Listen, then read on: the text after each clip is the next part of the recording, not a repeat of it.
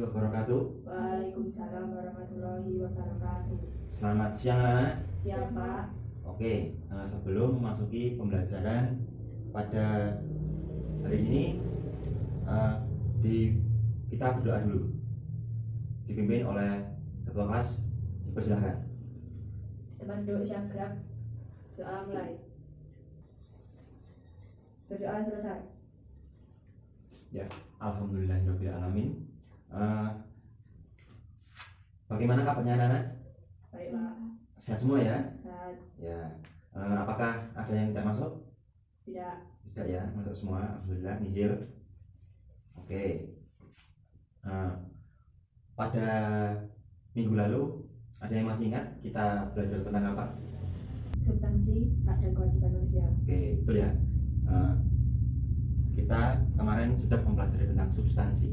Yang di dalam substansi itu terdapat 3 elemen atau nilai. Ada nilai praksis, ada nilai instrumental, ada nilai dasar negara. Yaitu apa? Pancasila. Ya, betul.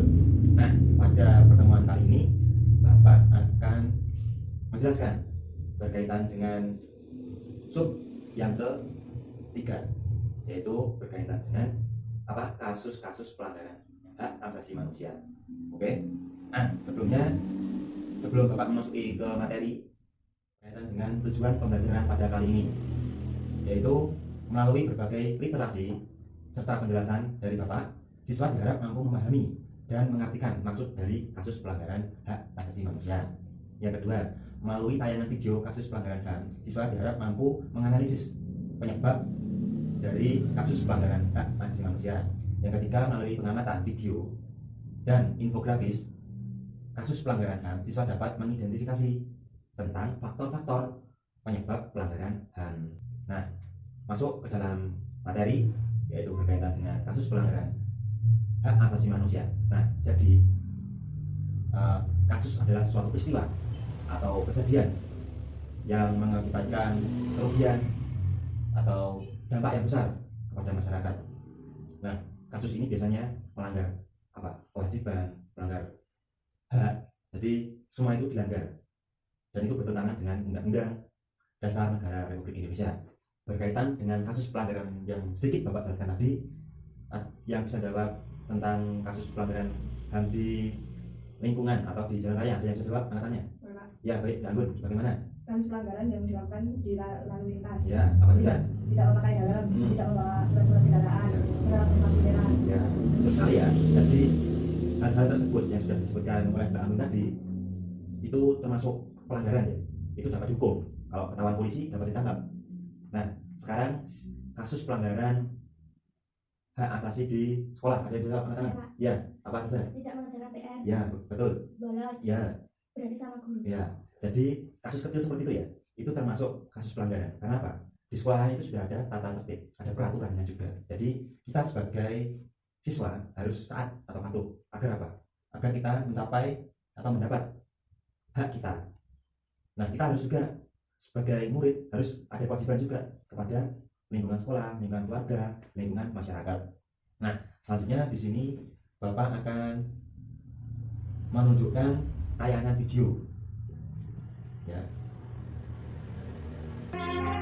Pelanggaran hak asasi manusia atau yang biasa disebut HAM adalah perbuatan seseorang atau sekelompok orang yang baik disengaja atau kelalaian yang secara hukum mengurangi, membatasi, dan menghalangi seseorang yang telah dilindungi Undang-Undang 1945. Masih banyak pelanggaran HAM di negeri ini yang belum terselesaikan secara hukum. Berikut ini adalah 4 pelanggaran HAM yang sampai saat ini kasusnya masih menjadi tanda tanya banyak orang. Dari tayangan tadi bisa atau tidak? Bagus ya. Ya, jadi tadi adalah beberapa kasus-kasus pelanggaran hak asasi manusia. Ada Munir, ada kejadian Trisakti, ada yang paling parah itu di Kalimantan, yaitu perang sampai tadi ya. Oke. Selanjutnya Bapak ada beberapa poster atau infografis. Nah, di sini ada tragedi Trisakti, Semanggi, Masina, dan kasus-kasus lainnya ya. Di sini. Nah, Bapak di sini ada lembar jawab atau lembar untuk kalian jawab seberapa jauh pemahaman kalian berkaitan dengan materi hari ini. Di sini Bapak ada apa? Lembar jawab, lembar identifikasi. Di sini ada nama, kelas, absen, dan poster ini sebagai kasusnya. Nanti kalian tulis di sini nama kasus, penyebab, lalu ada beberapa yang harus kalian kerjakan di sini, ya. Oke, Bapak akan bagi per kelompok. Nanti ada 3 sampai 4 anak, ya. Di sini ini nanti yang dapatkan ini, ya. Oke, bisa dimengerti? Ada yang perlu ditanyakan? Tidak, Pak. Oke, dipersilakan mengerjakan. Sudah selesai? Sudah, Pak. Oke, siapa yang duluan yuk untuk mempresentasikan? Saya, Pak. Oke, baik. Assalamualaikum warahmatullahi wabarakatuh. Waalaikumsalam warahmatullahi wabarakatuh. Saya dari kelompok 1 ingin mempresentasikan hasil kerja saya. Ya, Saya mendapat kasus tragedi Trisakti. ya, Tragedi Trisakti adalah peristiwa penembakan pada tanggal 12 Mei tahun 1998 terhadap mahasiswa pada saat demonstrasi menuntut Soeharto turun dari jabatannya. Kejadian ini menewaskan 4 mahasiswa Universitas Trisakti di Jakarta, Indonesia, serta puluhan lainnya luka. Mereka tewas tertembak di dalam kampus, terkena peluru tajam di tempat-tempat vital pada seperti kepala, tenggorokan, dan dada. Hak mendapatkan perlindungan oleh militer dan polisi. Kewajiban menyampaikan aspirasi masyarakat. Pelanggaran yang terjadi, tewasnya para mahasiswa. ya, Kedua, kasus tragedi Semanggi.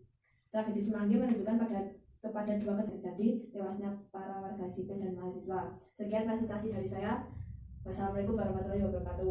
Oke, baik ya. Tadi sudah dipresentasikan oleh teman-teman kalian semua. Sangat bagus sekali. Ayo dia apresiasi dulu. Ya, bagus sekali ya. Jadi Bapak ada soal uraian. Kita jawab bersama-sama ya. Oke, yang pertama, pernahkah Anda menyaksikan secara langsung fenomena pelanggaran HAM di sekitar Anda?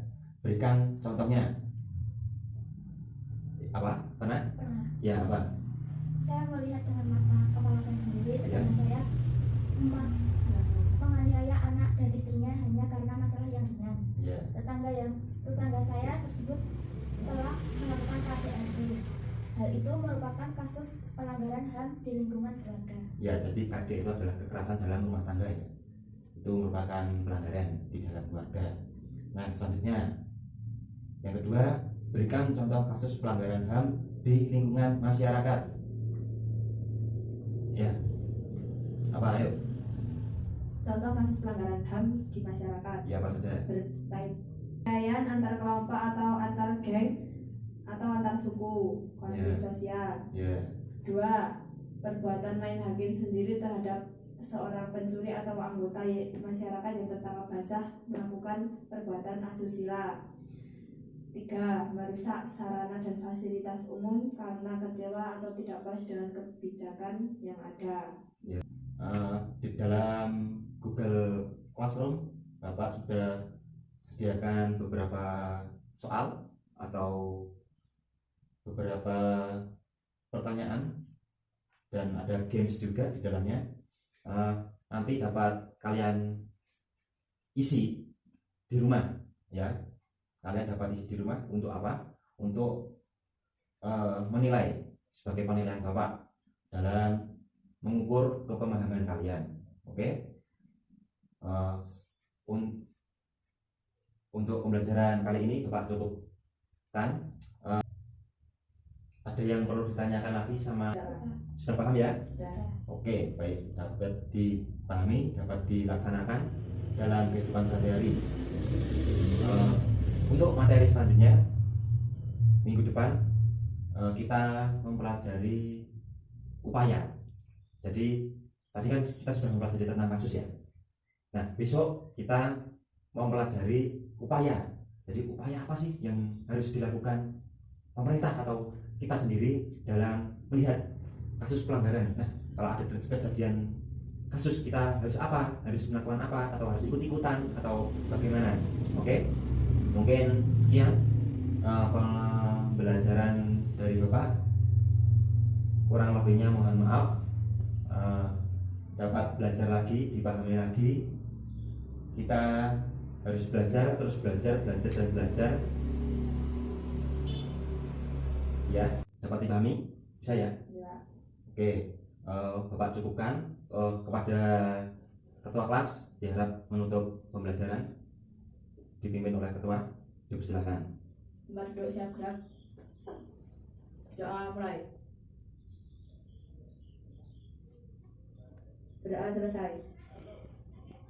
Nah, sekian. Wabillahi taufiq wal hidayah. Wassalamualaikum warahmatullahi wabarakatuh. Waalaikumsalam warahmatullahi